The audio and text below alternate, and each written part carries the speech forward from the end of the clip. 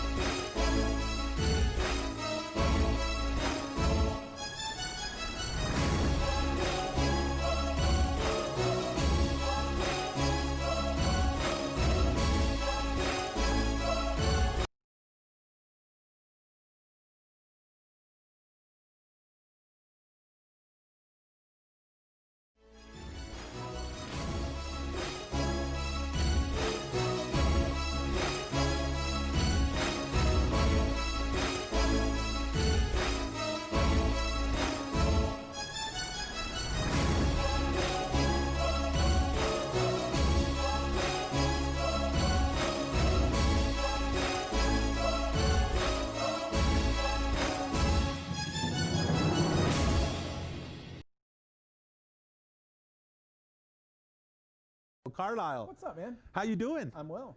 You all ready to go? You're headed out to San Jose, California. That's right. The Lobo game got moved. It was originally supposed to be a home game. Obviously, with everything going on, that wasn't going to happen. And so it'll now be a road game. Or maybe they're still the home team and they're just playing on the road. But regardless, yeah, the game will be played at San Jose State. So I guess there will be different colored cutouts there. Instead of red, cherry, and silver, they'll be blue and yellow? I don't know that UNM travels with their own cardboard cutout. We'll find out on Saturday, though. So you're part of the charter, correct? Yep. That you'll be headed out there. You leave on Friday, come back on Saturday. Is that the way they said? I believe that is the case. Okay, cool. Do they at least give you like a hotel room, or is it like Ed's beds that you just kind of flop in mattress on the floor? I have to sleep on the street corner. Okay. Beg for some change for get a little bite to eat. Little bite to eat. Hot coffee or something. Okay. No, all right. yeah. It's other than obviously there are a lot of restrictions with what's going on right now with the pandemic. But I mean, as far as the flights and all that, it's pretty much business as usual from that standpoint. So being part of the traveling whatever and really kind of affiliated with the team because you do the radio on 770, correct? What do you see different? Like, I mean, just so everyone knows what's going on, what's the protocol? Look, everything's obviously a lot different. There's a lot of testing and things like that. I don't have all the details, but I know as far as what the team can do at the hotels and things like that, a lot of that stuff's different. I don't believe there's big team dinners and things like that. I believe that the food gets taken to the rooms and stuff like that. But there are a lot of precautions being taken for sure. Nice. So you guys have to wear masks on the plane, correct? I would assume so. Yes. Yeah, and probably the airport. Yeah. Or do you go through the airport, or do you go through like the side door? We fly out of a separate. Oh, okay. All right. Cool. Yeah. So less congregating with people. Sure. And then you get there to San Jose. Probably they take you to the stadium, or well, I guess the team would be different. You don't ride with them, right? We typically get our own car. Although, look, I don't know that that's the case this time. To be honest, I'm prepared for whatever. They don't put like a couple of offensive linemen in the back seat for you, and you drive the bus or anything like that. No. All right, I was just wondering if you drove the bus out on road trips or not. No. You just have to drive Portnoy? I don't drive Portnoy. I make Portnoy drive me. Oh, okay. Well, that's good. Hey, there's nothing wrong with that. I was just curious if you drove him and you had one of those little valet caps going. No. Black jacket with your tie. Yes, Mr. Portnoy, where would you like to go to today? Any stops on the way to the hotel, sir? No. Nothing like that, no. All right, let's talk about the game itself, the team itself. Of course, due to, once again, government restrictions, they could play five or practice five players in a groups unit. Of five, yeah. Weird, right? I got to think that's awful hard to prepare for a game. But again, you know, with these uncertain times and with everything going on, you do what you have to do. It's certainly not ideal. You know, I don't think anybody would tell you that, but I think Coach Gonzalez would and has said that they're making the most of it and doing everything that they can do to prepare. Okay. I was wondering if they had to put those little white circles like all over the field. I have no idea on that. You stand on this circle, you stand on that circle, pretend that the ball carriers now get into stocking position, you know. I don't know. Pretend you're diving, but don't dive outside the circle. Maybe. No? Could they pass the ball from circle to... That might help with accuracy, though, right? Yeah, I guess. Because, I mean, I remember back in the day, they'd put like a trash can, like a big trash can. Yeah. And they'd put it out there, and the quarterbacks would try to drop it in there, Russell Wilson style. Right. By the way, Chris Collingsworth, and this is completely off the subject, but Chris Collingsworth has to be like the worst color guy. Oh. You like him? I do. You like... Because there's this guy... Isn't that his key catchphrase? Yeah. Let me tell you about this guy. I mean, the moon rocket thing or the moon, it was just like, come on, shut up already. He's very informative. Now, is there stuff that comes along with that information that you're kind of forced to digest too? Yeah. Okay, all right. Is, but yeah. All right, sorry to get off topic. It's I just thought about that. But anyway, okay, so obviously, Coach Gonzalez talked about it on the Zoom call yesterday, which is weird. I wonder, do they like DoorDash or Grubhub food to you all during the Zoom call? Like, no, you know no, how no, like no, on no, Tuesdays no. before Right, the media would all congregate and everyone would the feed luncheons us. back in the day. Yeah, I was wondering if they if they'd Grubhub you guys chow or something. No. If you were part of the Grubhub call or you don't join the Zoom and all of a sudden there's a knock at your door. DoorDash? No. Hey, you never know. I mean, it's just like, hey, it's UNM. Yeah. But I know he talked about that, expecting rusty play. Yeah. I know the NFL didn't have the same sort of restrictions, but I would say there's a lot of rusty play in the NFL right now, and college football. Yeah, you know, with the in college football, I think is a separate reason, but with the NFL, you didn't have preseason games. And look, nobody actually likes preseason games, and honestly, your superstars probably only play a few series and a couple of games. But I think one of the things that the pandemic has shown us is why there are preseason games and why there needs to be at least some. Now, maybe you don't need 4 like they do in most years. Or 5. Right, but you probably need them because we have seen some rusty play at the times. Now, look, that doesn't explain what's going on with the Jets or the Giants or even the Dallas Cowboys. Right, those issues go above and beyond that. But, you know, the first couple of weeks of the season, I think we saw a lot of play where you're like, you know, if there had been a preseason, maybe some of that's a little crisper. It is kind of wild, and obviously that was a quote from Coach Gonzalez. He expects rusty play. I'm curious. I haven't been out to practice, obviously. Don't believe anybody has, Leroy. Yeah. But with five people group, I mean, how do you get into game shape with the bumps and it's tough and the right? pops? And that's one of the things that the Lobos are going to have to overcome. And Look, let's be honest. Take talent, take prediction, take all that out, to the side for a second. The reality is, look, San Jose's going to have an advantage if for no other reason. They've been practicing. Right. They also played a game this past weekend. They played Air Force, I believe. Yeah.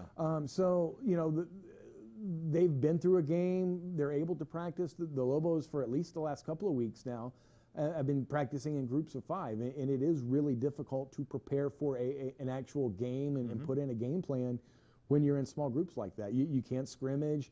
You can't have the full offense or the full defense out there. So, yeah, it does present some problems for sure. Okay. I just think it's a little bit.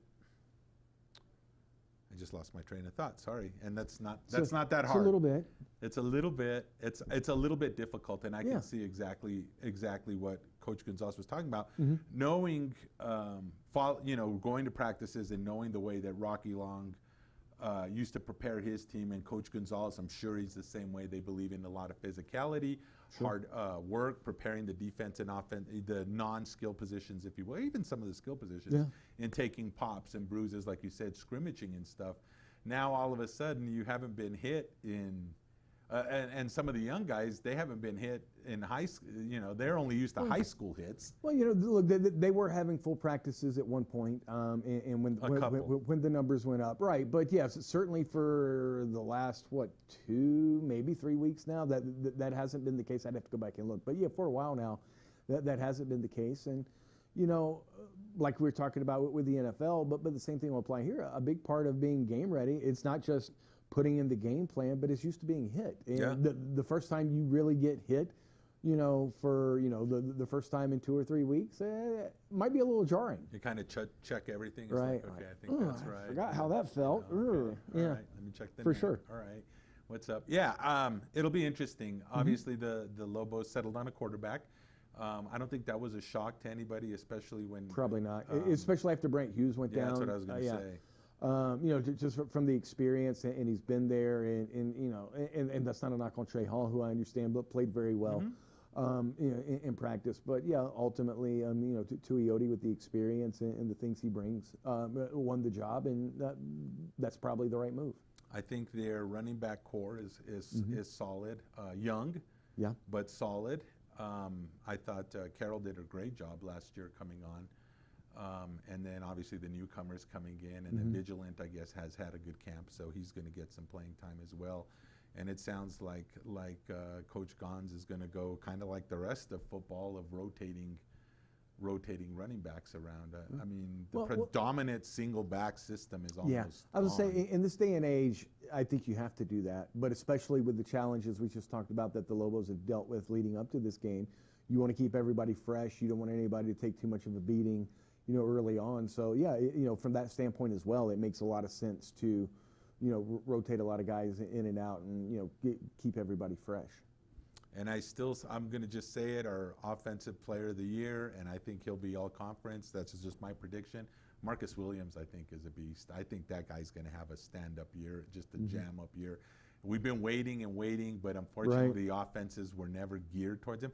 And I don't know why, because I think he is going to be a superstar. That's just my opinion. I'm going to stick with it. I know we only have a couple minutes left, but I did want to flip real quick to the other side of the field defensively. I really liked, right before all this, the numbers spiked when there was that interview with Gonzalez, and he said, if this team finishes last in the nation, he goes, I'll just retire. I'll just go ahead and just resign right away. He goes, we're not going to do that. Yeah. I think the rustiness will show more on the offensive side, but the defensive side probably the potential for being, exploited because of the way you've had to prepare these last couple of weeks is probably greater on that side of the ball. And that's certainly where, everybody's looking for the biggest improvement over the last couple of years. But yeah, regardless of what the results are, I think at the very least, you'll see a big difference in heart and hustle and effort out there for sure. Well, and once again, I know and it's not fair to Coach Gonzalez, and I said I wasn't going to do this, but I am going to do that because he's the same type of coach. But I think he does coach that hustle and and he does coach that underdog mentality of we have to work harder, we have to be a little bit more crazier than our competition, and play with a little bit more controlled, reckless abandon. to get things done. And I think that alone will help them to move up the rankings or at least cause some problems. We'll take a quick break. We'll be back with more Red Menace TV. Well, I'm going to the frontier, walk up to the cashier, order up a root beer and a number one. Cover it with green stuff, one scoop is not enough. Find a booth is real tough, back by the Duke. Meet my family, meet my friends in the quirkiest restaurant I have ever been. All of Albuquerque's favorite spot, it's the Frontier Restaurant. The Frontier Restaurant is a proud supporter of ProView Sports Network. Don't sacrifice quality and flavor when you're in a hurry. Golden Pride offers ribs, fried chicken, green and red chili breakfast burritos, and Frontier Cinnabons. 4 great locations, or visit us online at goldenpride@abq.com. Golden Pride Barbecue Chicken and Ribs, proud supporter of ProView Sports Network. Is this my car? State Farm knows that for every one of those moments, This is ridiculous! there's one of these. Is this my car? What? This is ridiculous. This can't be happening! This can't be happening. Oh, it's happening, sweetheart. Oh, it's happening, sweetheart. Shut up. Shut up! Ah! That's why State Farm is there, with car insurance for when things go wrong, but also here with car loans to help life go right. State Farm. Talk to State Farm agent Marty Size or Michelle Rudolph in Albuquerque today. Get into the game with Garden Swartz Team Sales. They have everything you need, from screen printing, embroidery, and digital printing services, high school letterman jackets, and all high school and club uniforms and individual and team apparel with the most reliable brands like Speedline, Rawlins, and Wilson. And don't forget to check out the latest F7 Shut helmet. It's all at Garden Swartz Team Sales. Give them a call, 505-884-1234. Garden Swartz Team Sales. Hey, welcome back to Red Menace TV. Now, you know I'm not a big baseball guy. I know you are. You love baseball. You don't like baseball? I mean, really? I had never picked up on that Okay, before. so back in the day, I did love the Dodgers because of Fernando Valenzuela. I loved Fernando, right? Every Hispanic kid, Mexican kid loved Fernando Valenzuela. White kids liked him too. I hated the Dodgers. I love Fernando. I know, but Pitches it was the dream though, great. right? Oh, sure. Every Hispanic kid loved Fernando. And so, but once he left, I kind of like dropped off with baseball. But the Dodgers won the World Series for the first time in what, 32 years. 32 years, wow. First time since 1988. So wow, so the Cowboys are working towards that. Anyway, so the Dodgers won the World Series last night. And I think, was the big story that they won or the big story that, what was the guy's name that had COVID that came out for the celebration? Justin Turner. So he was playing in the game. They got his results, pulled him, they win the game, and he comes back out without a mask for the celebration. The big story is the Dodgers winning the World Series. However, it does get overshadowed. I can't speak to 100% specifics on the Major League Baseball testing and how they get it, but I don't understand how you're not getting the Monday test back until the game's already started on Tuesday. And according to the reports out there, what happened was his Monday test was inconclusive. The lab notified Major League Baseball in the second inning of last night's game. Baseball asked them to expedite testing on his Tuesday test, which they did. They informed baseball that was a positive. They informed the Dodgers. The Dodgers took him out of the game. He went to an isolation room there at the stadium that had been set up. And for the most part, he was not out there for the celebration. He did come out, picture time and things like that. He had a mask on when he came out, but yeah, like a lot of other people, he took the mask off when it was time to take the pictures. And that's a bad look. Now, the Dodgers say, well, he wasn't around anybody that he hadn't already been around. So the chances of infecting someone who wasn't already infected by him are relatively low. But if you follow how it's transmitted, that's not exactly accurate either, because it's depending on how much time you're around somebody and what activities you're doing. It was a bad look, and it was not the right thing to do. I can understand not wanting to deny a player the opportunity to be out there celebrating with his teammates, but at the very least, wherever you come down on this, it violated a whole heck of a lot of Major League Baseball COVID protocols last night. With So, that I mean, celebration. why didn't they just take the team picture, put him out in left field, take a picture, and Photoshop him in, right? I mean, I would think that would be the move. But let's face it, COVID has been, it's played a lot of, well, it's played hell with everything. Sure. I mean, the NBA was in the bubble. But, you know, baseball, and to their credit, they've gone 58 days They did. without having a positive test. But unfortunately, and I don't want to do anything to take away from the Dodgers winning the World Series, so please nobody take it that way. But I think when we look back on 2020, we're going to think about the Marlins and the Cardinals outbreaks early on and how the season almost got canceled. And we're going to think about the season ending with a player who gets taken out of the game in the final game of the World Series because he tests positive for COVID. Sure. And he's back out on the field for the post-game celebration. So I'm not familiar with that, but I know that ESPN was trying to do a pre-conference bubble for some of the big teams in the NCAA basketball, and that fell through. Did the NHL, did they do a bubble? They did do a bubble. Okay. I wasn't sure. They I had two couldn't cities remember. in Canada. One was Toronto. Off the top of my head, I don't remember the other city. And then when they got to the Stanley Cup Finals, they obviously just went to one city. But yeah, they did a bubble as well. Look, there's only one way to guarantee 100% you're not going to get it, and that's to never leave your house. Right. And not get any food delivered to you. Right, and if you can do that, that's great. But the reality is most people can't do that. But, you know, from a sports standpoint, the bubble's the way to go when you can do it. Now, you mentioned the preseason tournaments that ESPN was trying to put on. It was actually several tournaments, but it was going to be at the Wide World of Sports Complex, the same place where the NBA did their thing. And I think it was a combination of numbers going up all over the place, but I think there was also some differences of opinion on how to do the testing and how many tests and all that, and maybe it was hard to get everybody on board with that. So ultimately, and I don't remember all the tournaments exactly, but there was like 8 of them, I believe, and they were all going to be played there. But yeah, that goes away. And the hope is those tournaments come back next year. But yeah, I think it came down to differences of opinions on how to do the testing, when to do the testing, how many tests for each player, and things like that.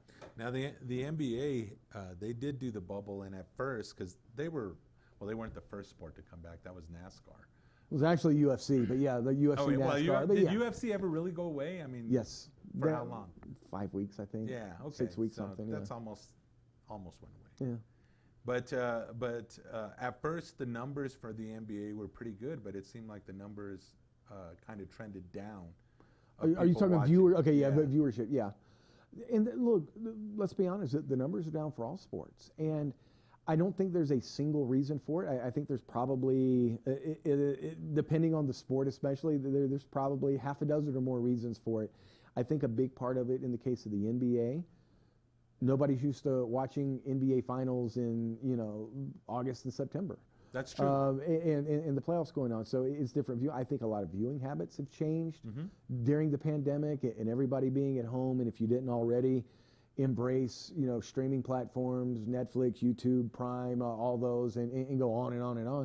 A lot of people have embraced those now. So that's changed some viewing habits. The atmosphere of the country now, I think, has soured some people on certain things as well. So I think there's a combination of things. But I know, at least through the first 3 games of the World Series, even those numbers were way down. Games 1 and 2 were the 2 lowest rated World Series games ever. NFL football? Down a little bit, but not as much as the other sports. Yeah. NFL football seems to have gotten it right. And I think possibly that might be being the last. They had the sport to opportunity. kind of do that. Yeah, they had the opportunity to sit back and see what a lot of other sports did. Now, look, it's not like there hasn't been hiccups there as well. No, you're right. with positive tests and having to move a bunch of games around. But the last couple of weeks now you still had some positive tests here and there, but you haven't had large breakouts on individual teams, and it seems like that's settled a little bit. And whether that continues or not, only time will tell. We'll have to see how things get going, but. Yeah, it seems like they weathered a potentially big storm, so to speak, a few weeks ago, and things have kind of leveled off now. And now and we'll see what happens now that they're reintroduced. I think most stadiums are starting to reintroduce fans now. I think 9 of the 14 games this past week had some amount of fans in the stands. And then they were talking about some other teams were going to start letting in fans. So I have a feeling that'll be the big test. If they can get through that, I think that'll help with that. As far as on the field, you mentioned it earlier. Boy, the Dallas Cowboys suck. I mean, to lose to the Redskins is insane. The football team. They're not the Redskins. Oh, they're sorry, the football team, the I- Washington football team. I got to remember that. I wish Washington could play Dallas every week. Dallas. I bet everybody Yeah. wished they could. I bet the Lobos wish. I bet Dallas- Coach Gonzalez wishes he could play Dallas probably. this week. Dallas has this odd ability to make every single team they play Look great. look great. Yeah, not just look good, Yeah. not just look pretty good, to look great. Washington's a terrible football team. Trust me, they are a terrible football So team. instead of the They look- Washington football team, they should be the Washington Terrible football team, maybe. unless playing the Cowboys. Right, exactly. But they look great Yeah. on Sunday. You know, I had a bunch of friends text me, "Oh, Washington's going to win that division." No, they're not. They're terrible. The Eagles will backdoor their way into that division because they're the least terrible of those teams. But Dallas just has, you know, and I know we talked about this last week. Heck, we'll probably talk about it again next week too. For as much talent as they have, even with the injuries, that is a terrible football team. So, of course, I've been playing on the Twitter again. Oh, goodness. And the Cowboy Twitter, and that is the worst prepared, uninspired. There's no effort. It's like we were talking about earlier with the Lobos and the changes that Right, Coach right. Gonzalez were making. It's like they need to hire Coach Gonzalez and Coach Long to go over there and teach effort. And light a hustle. fire Yeah. to someone's butt. Yeah, it's terrible. It's insane watching it. You mentioned of course, I've been watching them all season long. I guess I'm a glutton for punishment. But every running back gets touched and then runs for 10 yards. Maybe just Sorry, I know keep we're it over social that way? distancing. Yeah, easy. I disinfected before the Easy. show. We're good. But that's really what it is. Like, they don't tackle at all. And it just like, I'm sorry, man. I disinfected before the show. It's all good, man. It's all good. I I'm hear still, you. you know, with Does this everything make you going feel on. better? No, I mean- with everything going on, I'm not used to the excuse. Hey, I disinfected before the show. disinfected, It's all bro. good. I'm sorry. I'll put the face condom on too, or whatever, the mask.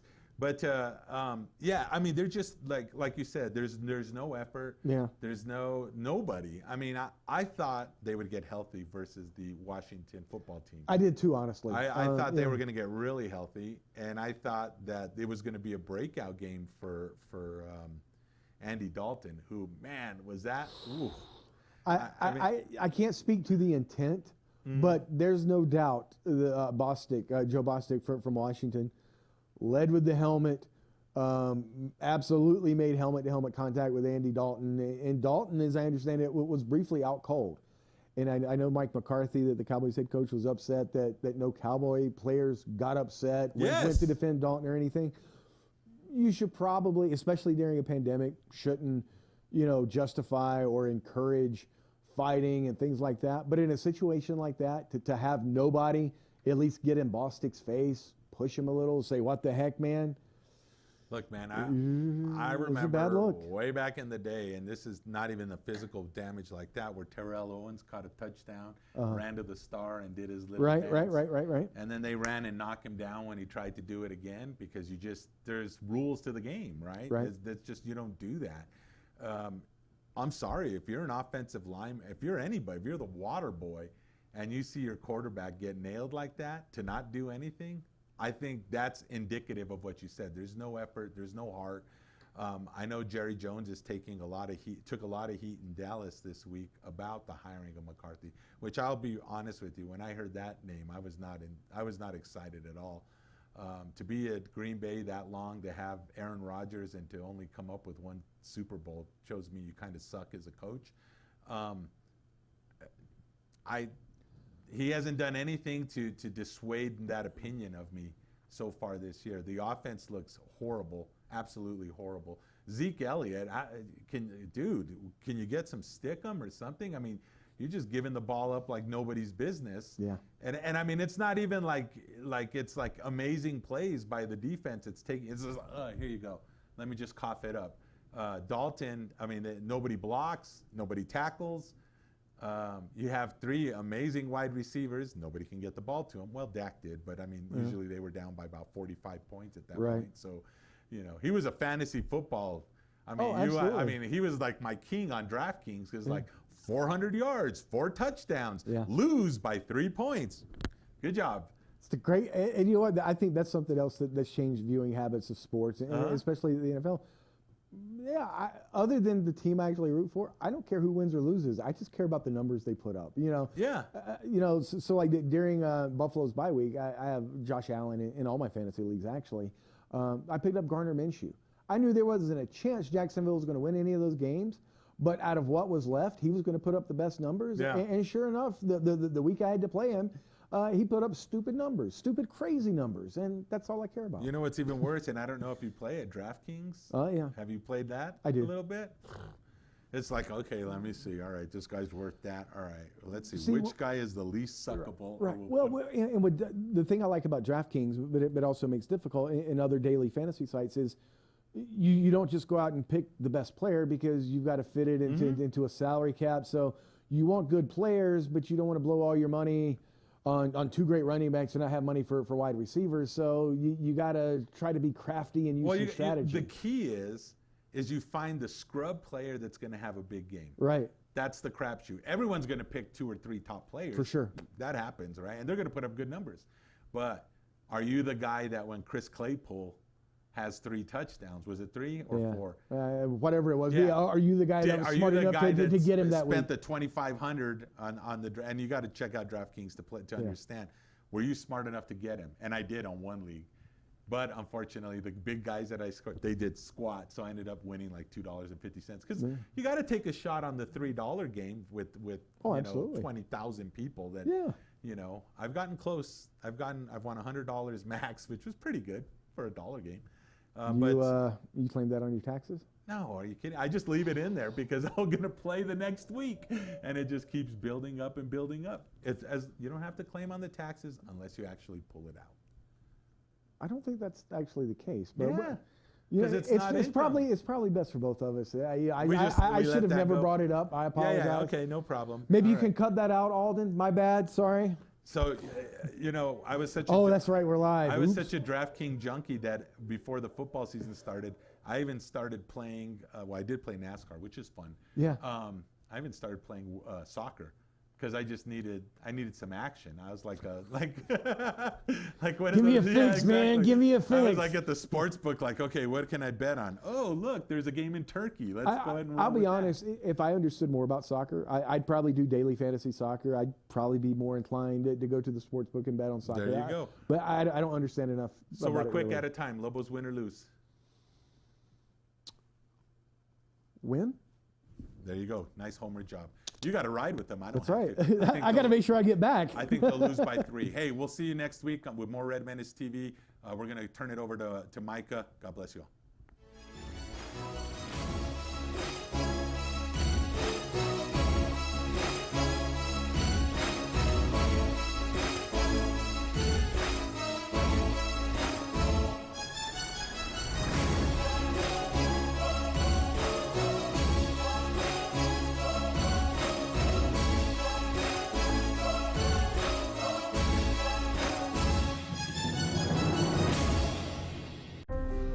The New Mexico High School Coaches Association, established in 1941, is an organization of New Mexico's best and most professional interscholastic coaches. Coaches across work daily to help our student athletes excel in the classroom, on the field of play, and in our communities. Students that participate in interscholastic activities attain higher grades, higher graduation rates, and higher wages. Responsible for the North-South All-Star Games, statewide Coaches Award Program, and providing multiple professional development opportunities for New Mexico's coaches. Be a great coach by coaching beyond the game. Well, I'm going to the frontier, walk up to the cashier, order up a root beer and a number one. Cover it with green stuff, one scoop is not enough. Find a booth is real tough, back by the Duke. Meet my family, meet my friends in the quirkiest restaurant I have ever been. All of Albuquerque's favorite spot, it's the Frontier Restaurant. The Frontier Restaurant is a proud supporter of ProView Sports Network. Don't sacrifice quality of flavor when you're in a hurry. Golden Pride offers ribs, fried chicken, green and red chili breakfast burritos, and Frontier Cinnabons. 4 great locations, or visit us online at goldenpride@abq.com. Golden Pride Barbecue Chicken and Ribs, proud supporter of ProView Sports Network. Is this my car? State Farm knows that for every one of those moments, This is ridiculous! there's one of these. Is this my car? What? This is ridiculous. This can't be happening! This can't be happening. Oh, it's happening, sweetheart. Oh, it's happening, sweetheart. Shut up. Shut up! That's why State Farm is there, with car insurance for when things go wrong, but also here with car loans to help life go right. State Farm. Talk to State Farm agent Marty Size or Michelle Rudolph in Albuquerque today. Get into the game with Garden Swartz Team Sales. They have everything you need from screen printing, embroidery, and digital printing services, high school letterman jackets, and all high school and club uniforms and individual and team apparel with the most reliable brands like Speedline, Rollins, and Wilson. And don't forget to check out the latest F7 Shut helmet. It's all at Garden Swartz Team Sales.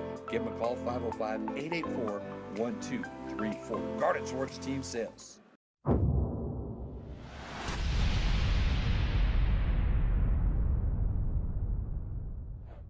Welcome to Cage Minds TV. I'm Micah Frankel.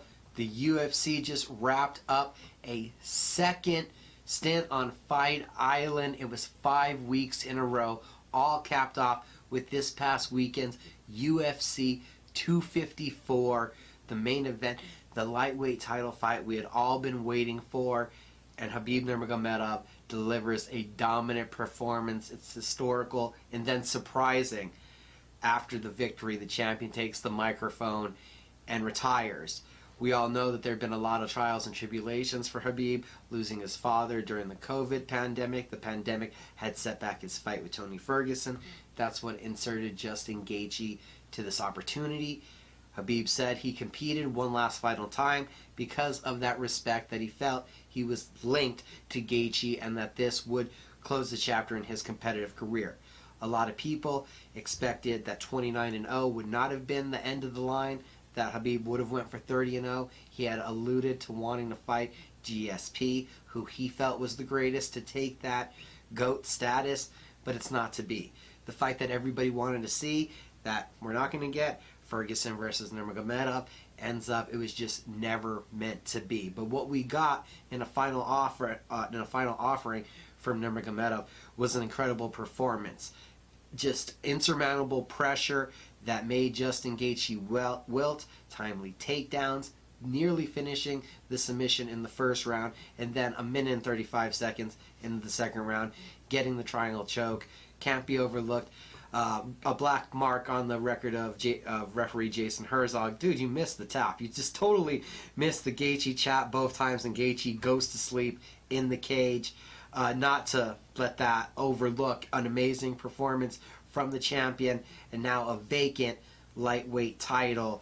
Definitely, though, Nurmagomedov supplanted himself as the greatest lightweight of all time. A lot of that argument for who is the greatest ever still to be taken on. John Jones surely putting his argument out there as to why he is the greatest ever, but for right now, no question, 155 pounds, Nurmagomedov, the greatest of all time, and left an exclamation point with these last 3 submission victories as he leaves the sport. The card also saw a tremendous co-main event as former middleweight champion Robert Whittaker got back into title contention. He should be the next one to face Israel Adesanya, the current champion there at 185 pounds, coming off the decision victory over Jared Cannonier. The first kick that Whittaker landed, Cannonier blocking upstairs, apparently that kick broke Jared Cannonier's arm, possibly a major reason why Cannonier was not offensive with his punches and really left his striking to his kicks for the majority of the fight. Whitaker showing new wrinkles in his game, hitting takedowns. The former champion, Bobby Knuckles, the Reaper, the man of so many nicknames, is still a threat. And as long as he can stay composed and mix up his game, not get over aggressive like he did when he lost the title, means that rematch with Adesanya and Whitaker, that is oh so salivating, and a great one to happen hopefully when we can welcome fans back into the octagon in Australia or New Zealand. Also on that main card, you had Alexander Volkov take out Walt Harris, a beautiful teep cup kick up the middle right to the sternum, took out the air from the big ticket, and Drago found the finish on the ground. For the full results from UFC 254, go over to cageminds.com. That leads me into talking about this weekend. I mean, it's a quick turnaround for us MMA fans as Bellator has a big card coming for us right away. Thursday night, CBS Sports Network is where you can watch the main card. The Bellator YouTube channel has the prelims. Prelims are going to feature guys like Adam Borish, AEW wrestling star Jake Hager, the MMA debut of collegiate wrestling standout Cody Law. You also have UFC vet little brother Jared Scoggins making his Bellator debut, and Bobby Volker returns to the big stage against Sabah Mahazi. The main card, Henry Callis, Brandon Gertz, is your featherweight co-main event. Two sluggers that love to brawl. That one is going to be fun and entertaining where somebody probably gets knocked out. The main event, a battle for the vacant 185-pound title. Former Bellator champion and former Strikeforce light heavyweight champion Gegard Mousasi against the current Bellator welterweight champion, looking to become champ, the phenom Douglas Lima. I mean, vicious leg kicks, incredible jiu-jitsu, two finishers that basically do it the majority of the time by knockout, but have that submission pedigree. Look for it to be the Mousasi jab versus the Lima leg kicks. That's what Bellator is bringing to you Thursday night. The middleweight title is on the line. And then if you're MMA crazy, the next morning, just a couple hours later, we're talking about 6:30 on the East Coast, one championship inside the Matrix. The Asian martial arts promotion, excuse me. They like to say martial arts promotion because they just don't promote MMA. During this pandemic, they've been heavily relying on promoting kickboxing and Muay Thai. Well, they're bringing their MMA portion of their company back in a big way. Friday morning, 4 world title fights all in one. Ang Lan Song is defending his light heavyweight title. Christian Lee defending his lightweight title. Martin Hewen is defending the featherweight title.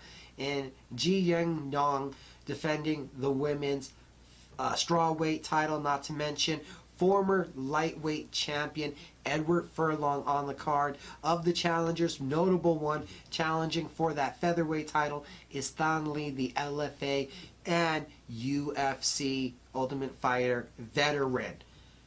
Take us to Friday night. UFC Fight Pass is where you can see LFA 94. The main event, the women's strawweight title, is on the line. Vanessa Demopoulos defending against Lupita Godinez. Godinez, 3 decisions, 1 submission. We're on the other side. Demopoulos has 3 wins by submission, 2 by armbar. She captured the title with a technical submission win, an inverted triangle choke that put Sam Hughes to sleep. It's the first title defense for Demopoulos. That one is going to be a banger. You also got a lot of top prospects on this card, like unbeaten Ty Clark. You have 7-1 Fernie Gonzalez. Down on the undercard, who we're going to be talking to later, Jalen Fuller at 3-0, taking on Miles Almas 3-0, and also representing Albuquerque, New Mexico, fighting out of the Jackson Wink Academy. You're going to be seeing the return of Edwin Cooper Jr. on that LFA 94 card there on UFC Fight Pass. A big Friday night. Saturday night, it's trick or treat with the UFC. Yes, UFC Fight Night on Halloween. Prime time versus the Spider. It's the number 10 ranked contender in the division, the 185-pound division, Uriah Hall, the Fortis MMA representative, against the legend, Anderson the Spider Silva. No number next to his name, and the last time we'll ever see him. He's announced it himself. This is the retirement fight. The Spider is finally calling it quits. It's been an illustrious career. There's no way that I'm not saying he's not the middleweight GOAT. It's one last time for me personally to check out my favorite fighter of all time. Anderson Silva has not had the most, most easy fall from grace. I mean, the 2 losses to Chris Weidman were hard. I swear he knocked out Michael Bisping. Bisping was down on the ground long enough.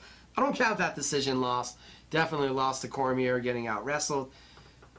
You beat Derek Brunson just barely.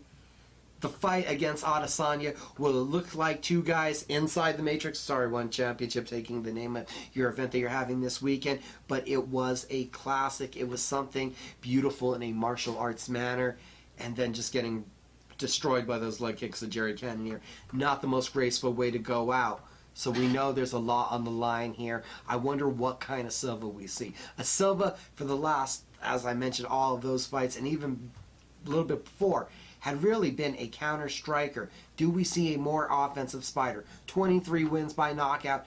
Does he turn back the clock? Does he put it all on the line to deliver one big performance? Where Uriah Hall, this is a guy that's had so much potential, so much talk of what could accomplish coming off of the Ultimate Fighter, really hasn't achieved those levels, but has won 3 of his last 4, 2 by knockout, and undoubtedly, with fights with Ronaldo Jacare Souza falling out from the COVID pandemic and Yoel Romero being sidelined by injury, this is the biggest opportunity of Uriah Hall's career, and for his sake, hopefully he's able to take advantage of it. I feel he's a big favorite coming in, 11 wins by knockout, and this is the opportunity to put the exclamation point on the career. For Silva, it's one more ride into glory, one more battle. They've all been legendary. The co-main event, you're seeing Bryce Mitchell, the number 15 ranked featherweight, taking on Andre Touchy-Feely. Mitchell, a submission threat, only the 2nd man in UFC history to pull off a twister submission. Feely is always game, 9 wins by knockout, a Team Alpha Male staple. In the feature fight, you have on short notice Kevin Holland looking to make it 4-0 in 2020. He's won 3 in a row. 2 by knockout, and coming off of a decision win over Darren Sturt, taking on the Floyd Mayweather-managed Uzbekistanian Mahmoud Muradov, who has 16 wins by knockout, and so far is 2-0 in the UFC, really looking to make a name for himself there in the middleweight division. Bobby Green, Thiago Moises, that could be your fight of the night. Green also looking to improve to 4-0 this year. Sean Strickland, Jack Marshman, that's one to point out on the undercard, on the prelims. Strickland, such a great jab. Not to mention Miles Johns versus Kevin Navidad, 2 incredible 135-pound prospects. Both of them with only 1 loss. I think that somebody gets knocked out here in a big way. So we went over Thursday, Friday, Saturday, get 2 days off, and before we're back here on Cage Minds TV on ProView Networks, you will have another installment of Dana White's Contender Series, 10 competitors, 5 fights, contracts on the line if you can impress the big boss. Middleweights in the main event, that's Carlos Oberg and Bruno Oliveira. Also got a highlight opening up the card. Paulina Macias, a great judoka who I've had the opportunity to see a couple times in action in LFA, taking on Gloria DePaula. So a ton of action. The UFC coming back to Vegas from Fight Island, and they've got a lot of events planned for us for the month of November. When we get back, we got a special interview for you. The New Mexico High School Coaches Association, established in 1941, is an organization of New Mexico's best and most professional interscholastic coaches. Coaches across work daily to help our student athletes excel in the classroom, on the field of play, and in our communities. Students that participate in interscholastic activities attain higher grades, higher graduation rates, and higher wages.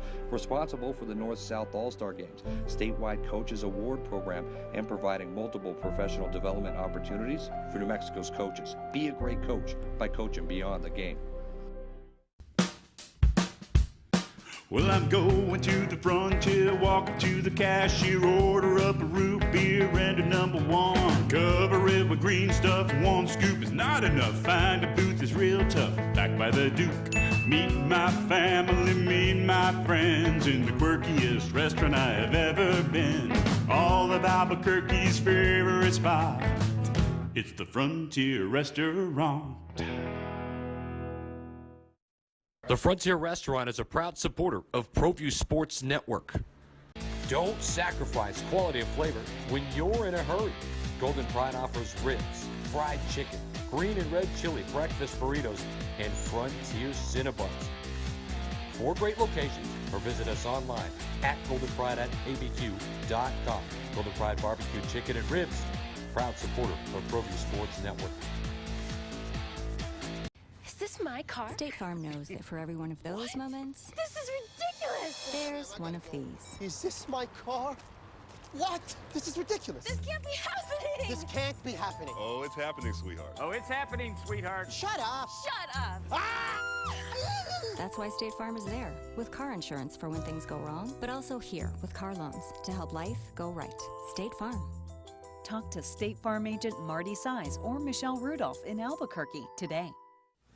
Welcome back to Cage Minds TV here on ProView Networks. As I mentioned, it's Fight Week this Friday night on UFC Fight Pass. There's LFA 94. And right now, we're going to check out an interview I did last week with Jalen the Gentleman Fuller. I'm joined by Duke City MMA's Jalen Fuller. Sir, how you doing? I'm doing grand, sir. How about yourself? I'm doing well. He's got a fight coming up, going to be back in the cage competing for LFA. LFA is in Park City, Kansas. I'm going to be part of the LFA 94 card here the day before Halloween. And now at middleweight for this one. So let's talk about the weight class first. So we're doing middleweight kind of because we just took this fight kind of on a little over 3 weeks notice. Like start of the month is when we found out about this, and it was offered to me at middleweight, and I was like, yeah, I'll take it. I mean, I'm confident in what I can do, and he is a real middleweight, like he's always fought middleweight, but I'm still confident that I can get him out of there just like everyone else. Definitely one of the first things that I looked at looking at Miles Amos's record, your opponent, was that he did have 3 fights all at middleweight. So for you, we know that you're kind of a big welterweight. Have there been any talks with the problems that you've had anyway with getting opponents that middleweight could be a possibility for you anyway? Actually, no, we haven't. We as a team haven't really had many concerns about it. I know I've also had a lot of catchweight fights. As a pro, I've only had 1 fight at 170, my actual weight class. So it's kind of good to get a feel of how 185 is going to be for me, especially, if it's something I may have to look into doing a little bit more as my pro career is really getting started. Is there different expectations from you as to how you feel fight week and how you feel in cage without the weight cut? I mean, I'm still a pretty big welterweight, so there is still a bit of a cut involved, So I do imagine that I think I'm just going to be able to be more impactful while I'm in there, like a little bit more forceful. I know I'm going to be the faster man. That's just not even up for debate. I'm already quick at 170. I'll be even faster fighting those guys at 185. Was there much of a thought process behind taking the fight, looking at Miles, or was it I got something offered and we know how few and far that's been for you? No, there wasn't much of a question. We pretty much already said yes. Then we looked up a couple of his fights, and then I was like, yeah, I mean, let's go. Let's do it. But what did you find when you looked up Miles? I found out that he is very grapple heavy. Push you up against the cage, drag you down, but what else is new for me? Right, I think you've dealt with that kind of game plan before, right? Stop me if I'm wrong there. Just a split splash, a little pinch here and there, I guess. Right, and You've trained with quite a few guys also, and some bigger bodies like Mario Moore. So those guys like to push you around in the clinch or try to, right? Oh yeah, for sure. Nobody dirty boxes like Mario Moore. That's just a fact. So, and then we've also got one of my newest teammates, Chris Collins. He actually is a collegiate wrestler in light heavyweight. He's yet to make his debut, but I'm getting a type of pressure that this man simply is not going to give me. Talking about a little bit tweaks, a new teammate added. Heard that you and the Duke City MMA squad have a different gym. Yes, sir. Yeah, we just split at the start of the year, as like literally right after our last fights. Our head coach Frank Gomez said, "Hey, I'm gonna start my own gym," and off we went. Nothing really more to it than that on my end. When the virus and stuff first hit, we weren't in a set official location yet, so that didn't even hit us that hard either. We just got settled into our own location like last week, essentially. And everywhere else, we've been training in a temporary location that we were able to use thanks to our good friends at Pool Pro. What do you think are kind of some of the staples, you'd say, of the Frank Gomez teaching style? It's just completely well-rounded. There's not an area we neglect, and everything that we do, I feel, is very high level. So, clearly we all know I have an inclination toward keeping things on my feet, but, we really haven't had to see me wrestle or be on the ground, essentially. But I feel confident training under Frank Gomez that when we do get there, because I know it's only a matter of time, I'm going to mark them there too. Talk to me about how you've been evolving recently. We saw you in action at the beginning of the year, but again, that feels like oh so long ago. Oh yeah, I would smoke me from at the beginning of the year. That's just a fact. I've been able to evolve so consistently now since we did the split. And, I'm just real thankful that he decided to do it. Every one of us at the whole gym, and you're asking like, what's my skill? Like, what have I learned since then? But it's kind of like a whole team like dynamic and everything has changed, which has just opened everyone's skill sets up more. We're more fluid than we've ever been, I feel. And I'd say the biggest part of my game that's rounded out since the split, I'd say is my jiu-jitsu probably. I think like the best example, we have a lot of the super camps around, a lot of big teams, and the best example of success from a small camp has been Stipe Miocic. And even just in numbers of like a small team, would you guys say that's what it is, kind of more of a smaller, intimate group setting? Yeah, I'd say so, 100%. I think we're only running like 11 deep, I think. Yeah, very small, intimate group.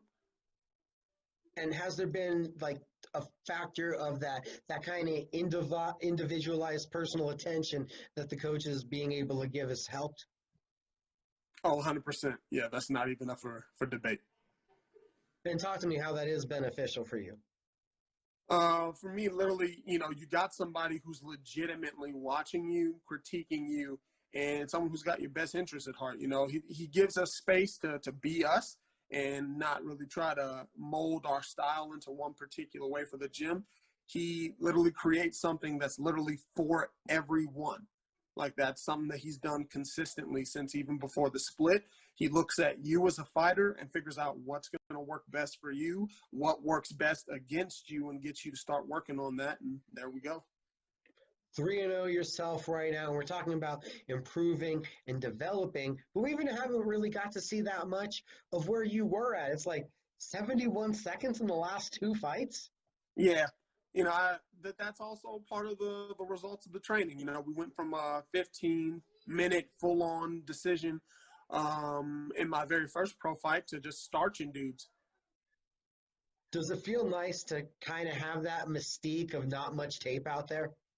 I love people not having tape on me. I love it. And I love that they look up my record and they start to see all the knockouts and stuff building up. So they think, oh man, this dude's going to like come out blitzing. And I'm not really much of a, here I come, I'm going to blitz you guy. I'm like, I'm going to take my time, pick you apart, And, just so happens that when I choose to take my shots, it's not many that can take them. At this level of the game, 3-0, 4-0, just starting off, gaining that pro experience, do you think you've kind of caused those two guys to rush at you with your composure, that they're not expecting to see somebody that calm at this stage? Yeah, I do. At this stage, you see a lot of, hands down at the hips and just kind of chucking, duck and chuck, and first one who falls, but then you get those guys who come in with a higher level of experience and they just pick you apart. Or if they're like a really high level grappler, they just capitalize on those mistakes, get you down and sub you out. You have 2 knockouts, 1 decision. Miles is going to have 2 decisions, 1 knockout. He comes out to wrestle. So you're expecting to kind of see the same fight that you've already been through previously? Yeah, pretty much. Not really expecting shots out in the open. Of course, I'm training for them, but he seems to do a lot of his best work up against the cage. It's back on that LFA platform once again. We know you're trying to build the brand and build your star in the industry. So how nice is it, again, having this kind of platform? That's astounding. This will be my 3rd fight with the LFA. And, I'm hoping to quietly have built my way up to 3-0 in that organization, which will really, I feel, put me forward for much bigger things. And this year has completely kind of been everybody in neutral. How has that done for you and for your ambitions and for your prospects towards the future? Not much has changed, just delayed my takeover season, that's all. So what should we expect LFA 94? Expect me to knock another grown man out cold. The expectations, that's where it is. Another knockout, another highlight reel finish. Yeah, we're going to finish this, man. I do not expect to go to decision. I will be vastly disappointed if I do. LFA 94 on UFC Fight Pass. Jalen, thank you for the time, sir. Thank you. That was just a piece of the interview with Jalen. To see the full thing, go to cageminds.com or just head on over right to the YouTube channel, Cage Minds MMA Show. It's a big show. We had a lot that we talked about. A big weekend of combat sports coming up. CageMinds.com is the place to go for all the results. If you want to check us out on Facebook, that's Cage Minds Combat Sports News. Twitter, at Cage Minds MMA. On Instagram, it's CageMinds_CSN, like Combat Sports News. Also, check out Anchor FM, where I have the Cage Minds podcast channel going on, featuring Cage Minds News and Micah Frankel's Cage Minds. And if that's not enough, you can also hear me on the Sports Animal every Saturday, part of On the Mic. Thank you, ProView Networks and Red Menace TV. We'll catch you guys next week.